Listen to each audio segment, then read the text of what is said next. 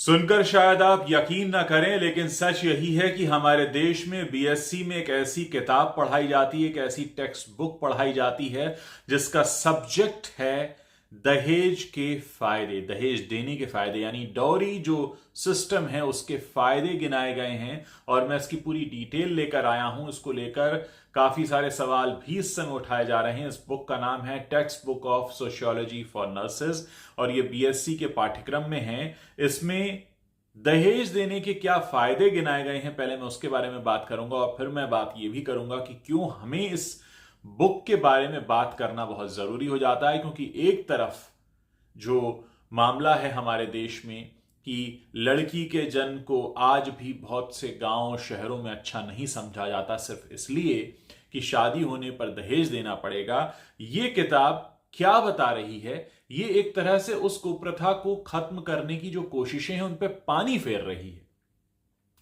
इसमें लिखा गया है, दहेज नई गृहस्थी बसाने में मददगार है। बेड, गद्दे, टीवी, पंखे, फ्रिज, बर्तन, कपड़े और यहां तक कि गाड़ी देने की प्रथा भारत के कई हिस्सों में दहेज के रूप में पाई जाती है।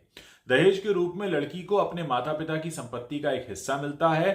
दहेज के कारण लड़कियों में शिक्षा का प्रसार हो रहा है, क्योंकि दहेज के बोझ से बचने के लिए कई अभिभावकों ने अपनी बेटियों को पढ़ाना शुरू कर दिया है, ताकि जब लड़कियां पढ़ लेंगी और नौकरी करेंगी तब दहेज की मांग कम होगी। इसीलिए यह एक अप्रत्यक्ष फायदा है। यह ठीक ऐसा है कि कोई ये कहे आपसे कि हेलमेट पहनकर जाना, नहीं तो जुर्माना हो जाएगा। क्या यह सही सीख है? या हेलमेट पहनकर जाना दुर्घटना में बचाव होगा? क्या हम फाइन के डर से हेलमेट पहन रहे हैं? अगर हम फाइन या जुर्माने के डर से हेलमेट पहन रहे हैं तो माफ कीजिएगा, आप मूर्ख हैं। अगर आप इस वजह से हेलमेट पहनते हैं कि दुर्घटना में बचाव होगा, तभी आप समझदार हैं। यह किताब यह कहती है कि लोग लड़कियों को पढ़ा रहे हैं इसलिए ताकि दहेज ना देना पड़े। यह ठीक ऐसा है कि फाइन देना पड़ेगा इसलिए हेलमेट पहन लीजिए, ना कि इसलिए कि दुर्घटना होगी। अरे दहेज इसलिए नहीं देना चाहिए क्योंकि यह कुप्रथा है, ना कि इसलिए लोग पढ़ा रहे हैं कि दहेज ना देना पड़े। मतलब ये जो जिस तरह से बात कही गई और टेक्स्ट बुक में पढ़ाया जा रहा है, पढ़ाई जाने वाली जो बातें होती हैं वो लोगों के दिमाग में बैठ जाती हैं।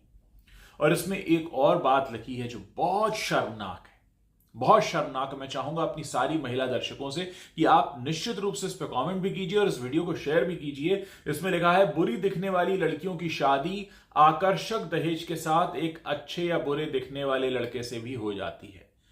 तो कोई लड़की कैसी दिखती है और इसमें दहेज का रोल, और किताब में लिखी है सारी बातें।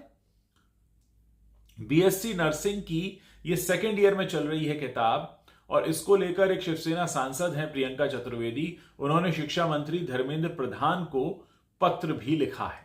उन्होंने कहा है कि महिलाओं के खिलाफ ये अपमानजनक टिप्पणियां हैं। यह हैरान करने वाली बात है कि किस तरह का घटिया टेक्स्ट पढ़ाया जा रहा है। दहेज के फायदे बताने वाली किताब हमने करिकुलम में रखी हुई है। ये देश और इसके संविधान के लिए शर्म की बात है, ऐसा लिखा है उन्होंने।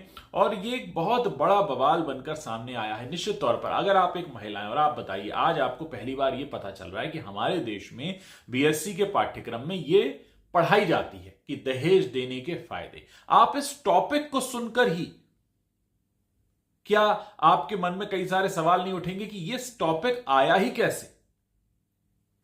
उन्होंने अपनी चिट्ठी में यह भी लिखा है कि यह दुर्भाग्यपूर्ण है कि जहां दहेज एक अपराध है वहां इस तरह की पुरानी विचारधारा प्रसारित की जा रही है। स्टूडेंट्स को इस तरह की प्रतिगामी चीजें पढ़ाई जा रही हैं। ये और भी चिंताजनक है। अब तक इस पर कोई कार्रवाई नहीं हुई है और इस तरह की किताबें तुरंत बंद होनी चाहिए और इन्हें सिलेबस से बाहर कर देना चाहिए। साथ ही इसके खिलाफ सख्त कदम उठाए जाने चाहिए ताकि भविष्य में कोई ऐसी किताब न लिखे।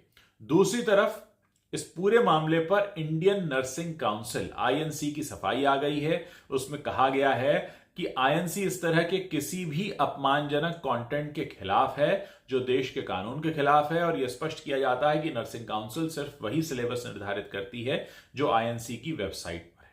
अब ये किताब कहां से आई है? टीके इंद्राणी इसकी लेखक हैं, जो खुद एक महिला है। एक महिला एक किताब लिखती है जिसमें दहेज देने के फायदे गिनाती है।